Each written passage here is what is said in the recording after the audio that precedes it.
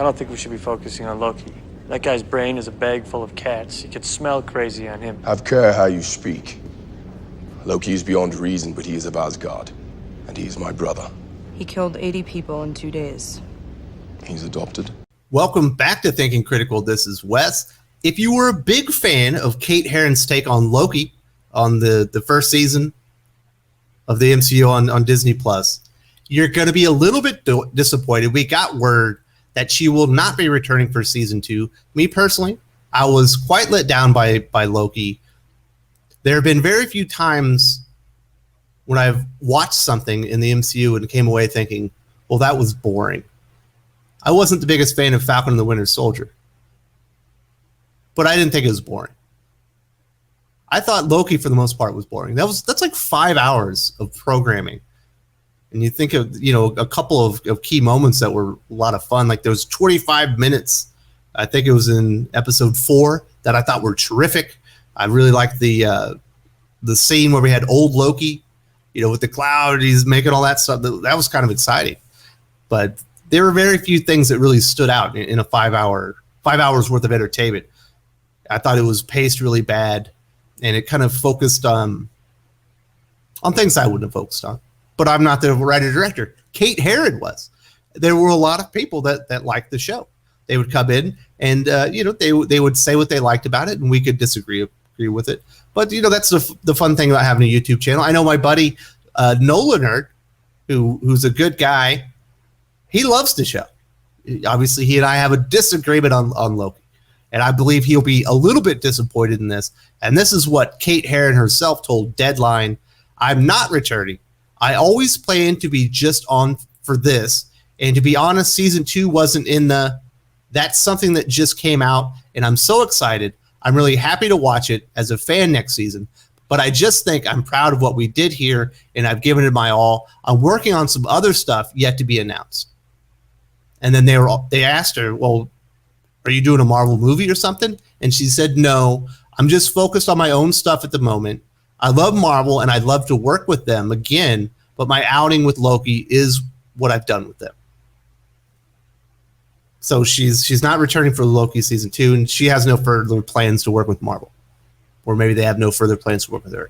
We'll get to that part. I've got some ideas on this one.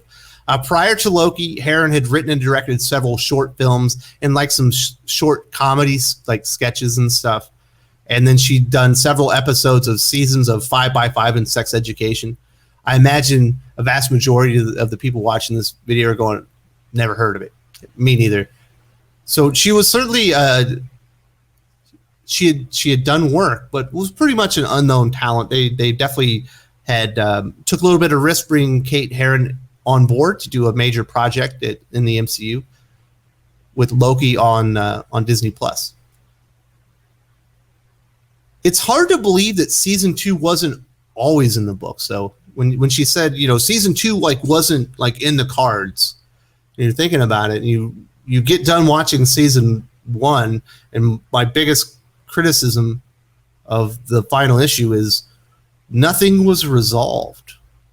Not any of the overarching plot points were actually resolved in the show. Normally, if you were going to do a TV season and you're going to have a big cliffhanger, this one certainly had a cliffhanger, you would wrap up the big plot points, and then the big cliffhanger would be revealed at the end as the driving force in the next season. They didn't even do that. They didn't really resolve anything. My other criticism being that they essentially replayed the architect scene from The Matrix Reloaded. I saw that I wasn't the only person that came away with that feeling when they got out of that scene. Although I will give this, the actor behind Kang was far more interesting than the architect himself in the Matrix movies. I didn't like getting that scene again. So it is hard for me to believe that a season 2 wasn't always planned, right? They had to have had a season 2 planned because season 1 never really ended. Were you just everybody that was going to watch the movies was supposed to go watch Loki and see it resolved on the big screen? I don't think nobody would do that, would they? I remember watching, what was it? Was it the 3rd season of Agents of S.H.I.E.L.D. where the end of one of their episodes was the very beginning of Avengers Age of Ultron, I think. And I thought that was cool. But that was like a cool little trick. Like you didn't have to go see the Avengers movie to see the continuation of the Shield thing.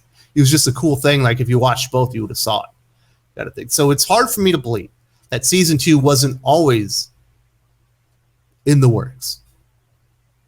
Whether, Kate Herron, they had her in mind to do season 2, I do not know. We do know Disney has a history of starting multi-iteration projects without a clear, coherent plan for how to do it. We got that revelation from J.J. Abrams himself with the Star Wars sequel trilogy when he finished up Rise of Skywalker. He's like, yeah, we probably should have went in this with a plan of what we were going to do in all 3 movies before we started. Like, yes, that would have been smart. You would think a major production like entertainment studio like Disney would know that. In Lucasfilm themselves. Obviously, that would be the studio house that was doing it. So this would not be out of the realm of possibility for Disney to do because they've already done it with a major property, Star Wars. You could even argue at the time when they bought Star Wars, they probably thought it would be a bigger moneymaker even than the MCU when they got a hold of it and started making those sequels. And they didn't even have a plan then. So it certainly could happen. There could have been that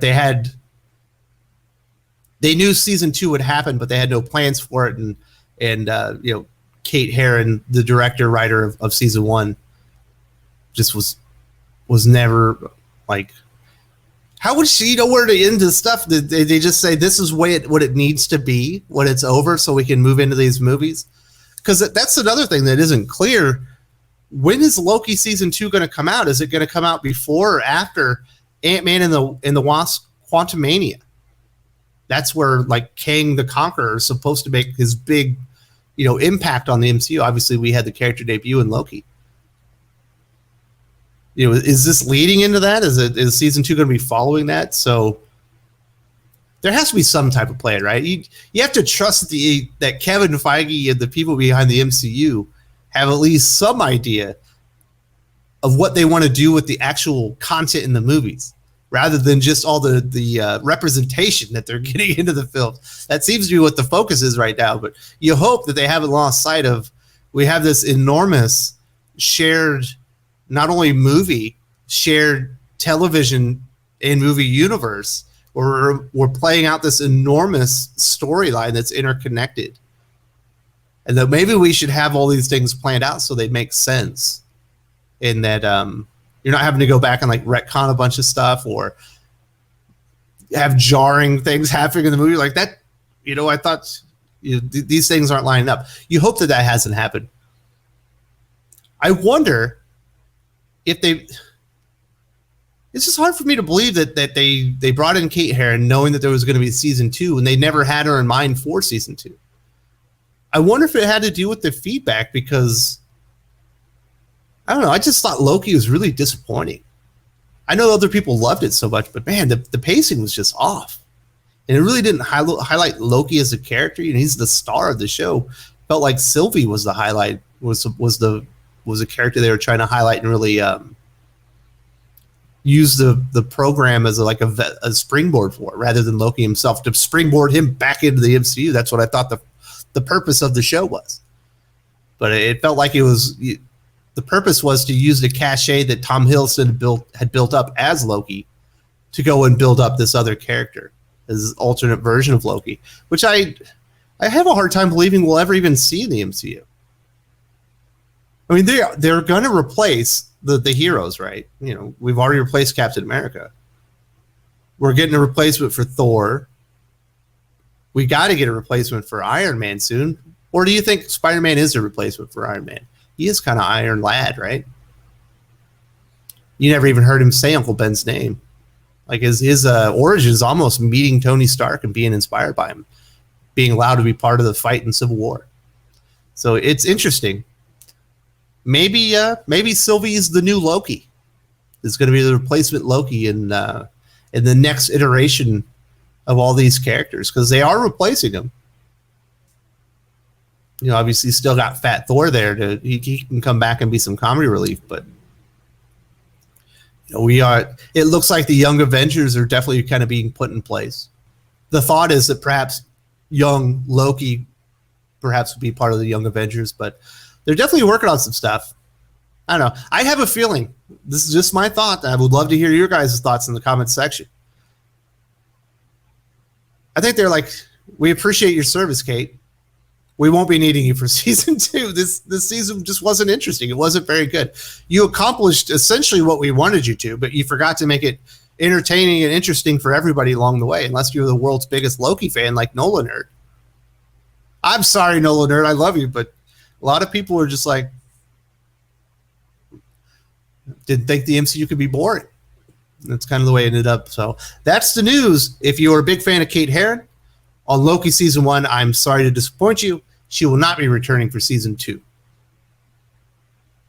And according to her, there was season 2 was never on the table, even though season 1 wrapped up nothing. There was no resolution to any plots whatsoever. There you go. All right, I'll talk to y'all later. If you enjoyed this video, please give it a like. I would appreciate it very much. It helps us attract more views for the channel. Subscribe for future commentary, comic book news, and reviews. And don't forget to ring the bell for notifications. If you want to talk comics, movies, and much, much more, you can follow me on Twitter at Wes_from_TC. With that, Salamat Po, and I'm out.